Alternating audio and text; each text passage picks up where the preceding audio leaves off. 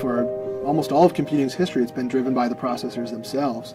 And yet with the explosion of the data that we're creating with so many devices now that are connected in the world, it requires a paradigm shift to tackle a lot of the new, tough problems that are coming out. Hewlett-Packard Enterprise, we see those problems and we're tackling them. We're shaking up the way that computers are built.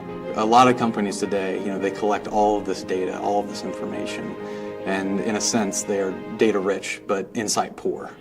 So even though they have all this data, they can't determine anything actionable from it in a timely fashion.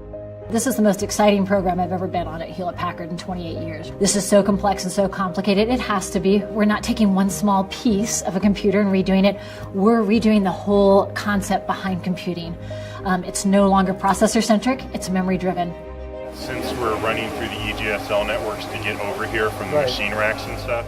It was really clear early on this was a special project. There was unique architecture here. This was something that was going to change the game of computing. And even like 800 megabits or something, like we decided it was only going to... And so it's not just the system itself that's new, but the whole environment. Everything we did from a design perspective was pushing boundaries. They come around, so many more parts you guys need to test.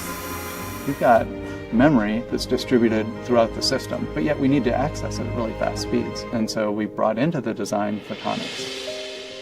And so what light does is it fundamentally helps break some of those challenges that we see on the electrical side. And yet light in and of itself isn't something that electrical chips naturally speak. And so it's figuring out, how do I take something that I know on the electrical side and interface with something that's maybe new in the particular application that we're talking about, light, to enable something that's truly revolutionary with the machine. So we can show multiple enclosures. We're taking a lot of pure research. Let's use it for the machine, right? Let's create a showcase vehicle for it, and continue through kind of that manufacturing process to refine it so that we can get it into products faster.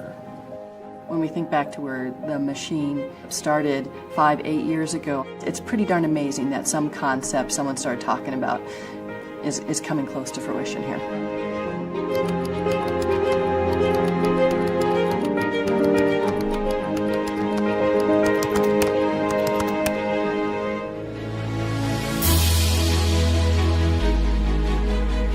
It was such an exciting time to be able to put in the commands and all of a sudden get the feedback, get the return back, the data's there. It just worked. And it was really exciting. Congratulations. I am so thrilled to be part of this team. But to actually run it and run it with hardware we've built here, this makes it real. I think it's game changing. And now we have actual live nodes from the machine talking to each other, really making that memory-driven computing concept come to life right here in front of us. I think it opens a whole new level of problem solving. Sometimes it's difficult to see how the revolutionary advances are going to play out before they actually happen and they get in the hands of the people that use them. What are the ways that we haven't fully realized the potential that it can bring? How can I analyze data sets that are so large that I could never fathomably do it before? And what insights can I pull out of that to help drive business, infrastructure, or medicine, research? It's real, it's alive, it's running. We can't even necessarily predict how people, our customers, how the world will use this. We've only scratched the surface.